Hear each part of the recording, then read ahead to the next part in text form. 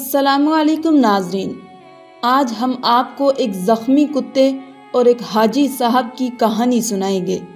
کہانی بہت دلچسپ ہے، اس لیے ویڈیو کو پورا ضرور دیکھیے گا۔ حاجی صاحب نے آخری عمر میں فیکٹری لگا لی اور 24 گھنٹے فیکٹری میں رہنے لگے۔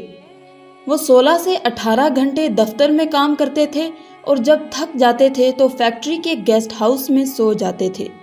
حاجی صاحب کے مزاج کی یہ تبدیلی سب کے لیے حیران کن تھی۔ وہ 30 برس تک دنیا داری، کاروبار اور روپے پیسے سے الگ تھلگ رہتے تھے۔ انہوں نے یہ عرصہ عبادت اور ریاضت میں گزارا تھا۔ اللہ تعالیٰ نے انہیں اس ریاضت کا بڑا خوبصورت صلہ دیا تھا۔ وہ اندر سے روشن ہو گئے تھے۔ وہ صبح 8 بجے اپنی بیٹھک کھولتے تھے اور رات گئے تک ان کے گرد لوگوں کا مجمع رہتا تھا۔ لوگ اپنی اپنی حاجت لے کر ان کے پاس آتے تھے۔ وہ ان کے لیے دعا کا ہاتھ بلند کر دیتے تھے اور اللہ تعالیٰ سائل کے مسائل حل فرما دیتا تھا۔ اللہ تعالیٰ نے ان کی دعاؤں کو قبولیت سے سرفراز کر رکھا تھا۔ لیکن پھر اچانک حاجی صاحب کی زندگی نے پلٹا کھایا۔ وہ ایک دن اپنی گدی سے اٹھے، بیٹھک بند کی، اپنے بیٹوں سے سرمایہ لیا اور گارمنٹس کی ایک درمیانے درجے کی فیکٹری لگا لی۔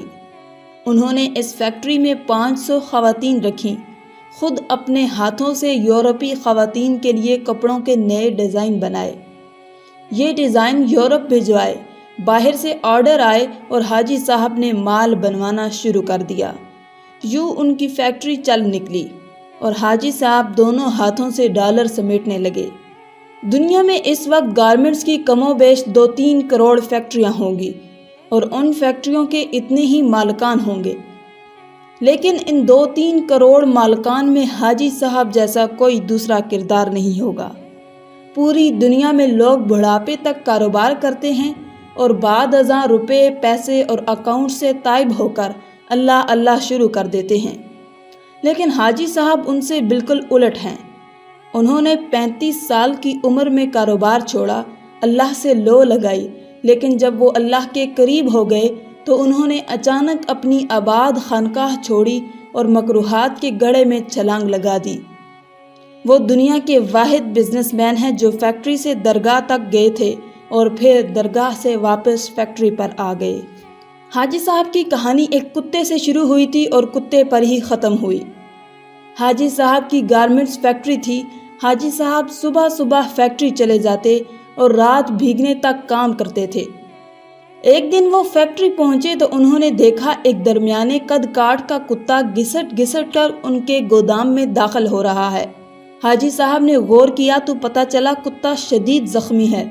شاید وہ کسی گاڑی کے نیچے آ گیا تھا جس کے باعث اس کی 3 ٹانگیں ٹوٹ گئی تھیں اور وہ صرف ایک ٹانگ کے ذریعے اپنے جسم کو گھسیٹ کر ان کے گودام تک پہنچا تھا۔ حاجی صاحب کو کتے پر بڑا رحم آیا۔ انہوں نے سوچا وہ کتے کو جانوروں کے کسی ڈاکٹر کے پاس لے جاتے ہیں، اس کا علاج کرواتے ہیں اور جب کتا ٹھیک ہو جائے گا تو وہ اسے گلی میں چھوڑ دیں گے۔ حاجی صاحب نے ڈاکٹر سے رابطے کے لیے فون اٹھایا، لیکن نمبر ملانے سے قبل ان کے دل میں ایک انوکھا خیال آیا اور حاجی صاحب نے فون واپس رکھ دیا۔ حاجی صاحب نے سوچا کتا شدید زخمی ہے، اس کی 3 ٹانگیں ٹوٹ چکی ہیں، اس کا جبڑا زخمی ہے اور پیٹ پر بھی چوٹ کا نشان ہے، چنانچہ کتا روزی روٹی کا بندوبست نہیں کر سکتا۔ حاجی صاحب نے سوچا اب دیکھنا یہ ہے قدرت اس کتے کی خوراک کا بندوبست کیسے کرتی ہے۔ حاجی صاحب نے مشاہدے کا فیصلہ کیا اور چپ چاپ بیٹھ گئے۔ وہ کتا سارا دن گودام میں بے ہوش پڑا رہا۔ شام کو جب اندھیرا پھیلنے لگا تو حاجی صاحب نے دیکھا کہ ان کی فیکٹری کے گیٹ کے نیچے سے ایک دوسرا کتا اندر داخل ہوا۔ کتے کے منہ میں ایک لمبی سی بوٹی تھی۔ کتا چھپتا چھپاتا گودام تک پہنچا، زخمی کتے کے قریب آیا۔ اس نے پاؤں سے زخمی کتے کو جگایا اور بوٹی اس کے منہ میں دے دی۔ زخمی کتے کا جبڑا حرکت نہیں کر پا رہا تھا، چنانچہ اس نے بوٹی واپس اگل دی۔ صحت مند کتے نے بوٹی اٹھا کر اپنے منہ میں ڈالی، بوٹی چبائی۔ جب وہ اچھی طرح نرم ہو گئی تو اس نے بوٹی کا لقمہ سا بنا کر زخمی کتے کے منہ میں دے دیا۔ زخمی کتا بوٹی نگل گیا۔ اس کے بعد وہ کتا گودام سے باہر آیا، اس نے پانی کے حوض میں اپنی دم گیلی کی، واپس گیا اور دم زخمی کتے کے منہ میں دے دی۔ زخمی کتے نے صحت مند کتے کی دم چوس لی۔ صحت مند کتا اس کارروائی کے بعد اطمینان سے واپس چلا گیا۔ حاجی صاحب مسکرا پڑے۔ اس کے بعد یہ کھیل روزانہ ہونے لگا۔ روز کتا آتا اور زخمی کتے کو بوٹی کھلاتا، پانی پلاتا اور چلا جاتا۔ حاجی صاحب کئی دنوں تک یہ کھیل دیکھتے رہے۔ ایک دن حاجی صاحب نے اپنے آپ سے پوچھا، وہ قدرت جو اس زخمی کتے کو رزق فراہم کر رہی ہے، کیا وہ مجھے 2 وقت کی روٹی نہیں دے گی؟ سوال بہت دلچسپ تھا۔ حاجی صاحب رات تک اس سوال کا جواب تلاش کرتے رہے، یہاں تک کہ وہ توکل کی حقیقت بھانپ گئے۔ انہوں نے فیکٹری اپنے بھائی کے حوالے کی اور تارکت دنیا ہو گئے۔ وہ مہینے میں 30 دن روزے رکھتے اور صبح صادق سے اگلی صبح کاذب تک رکوع و سجود کرتے۔ وہ برسوں اللہ کے دربار میں کھڑے رہے۔ اس عرصے میں اللہ انہیں رزق بھی دیتا رہا اور ان کی دعاؤں کو قبولیت بھی، یہاں تک کہ وہ صوفی بابا کے نام سے مشہور ہو گئے اور لوگ ان کے پاؤں کی خاک کا تعویذ بنا کر گلے میں ڈالنے لگے۔ لیکن پھر ایک دوسرا واقعہ پیش آیا اور صوفی بابا دوبارہ حاجی صاحب ہو گئے۔ یہ سردیوں کی ایک نیم گرم دوپہر تھی۔ صوفی بابا کی بیٹھک میں درجنوں عقیدت مند بیٹھے تھے۔ صوفی بابا ان کے ساتھ روحانیت کے رموز پر بات چیت کر رہے تھے۔ باتوں ہی باتوں میں صوفی بابا نے کتے کا قصہ چھیڑ دیا اور اس قصے کے آخر میں حاضرین کو بتایا، رزق ہمیشہ انسان کا پیچھا کرتا ہے، لیکن ہم بے وقوف انسانوں نے رزق کا پیچھا شروع کر دیا ہے۔ اگر انسان کی توکل زندہ ہو تو رزق انسان تک ضرور پہنچتا ہے، بالکل اس کتے کی طرح جو زخمی ہوا تو دوسرا کتا اس کے حصے کا رزق لے کر اس کے پاس آ گیا۔ میں نے اس زخمی کتے سے توکل سیکھی، میں نے دنیا داری ترک کی اور اللہ کی راہ میں نکل آیا۔ آج اس راہ کا انعام ہے، میں آپ کے درمیان بیٹھا ہوں۔ ان 30 برسوں میں کوئی ایسا دن نہیں گزرا جب اللہ تعالیٰ نے کسی نہ کسی وسیلے سے مجھے رزق نہ دیا ہو یا میں کسی رات بھوکا سویا ہوں۔ میں ہمیشہ اس زخمی کتے کو تھینک یو کہتا رہتا ہوں جس نے مجھے توکل کا سبق سکھایا تھا۔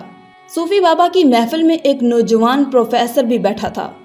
پروفیسر نے جینز پہن رکھی تھی اور اس کے کان میں MP3 کا ایئر فون لگا تھا۔ نوجوان پروفیسر نے ایئر فون اتارا اور کہکا لگا کر بولنے لگا۔ صوفی بابا ان دونوں کتوں میں افضل زخمی کتا نہیں تھا، بلکہ وہ کتا تھا جو روز شام کو زخمی کتے کو بوٹی چبا کر کھلاتا تھا اور اپنی گیلی دم سے اس کی پیاس بجھاتا تھا۔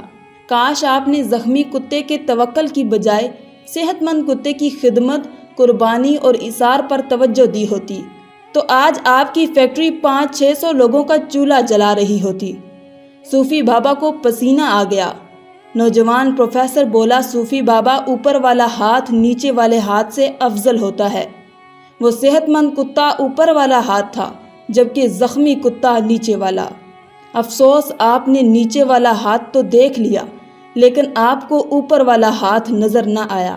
میرا خیال ہے آپ کا یہ سارا تصوف اور سارا توکل خود غرضی پر مبنی ہے، کیونکہ ایک سخی بزنس مین 10,000 نکمے اور بے ہنر درویشوں سے بہتر ہوتا ہے۔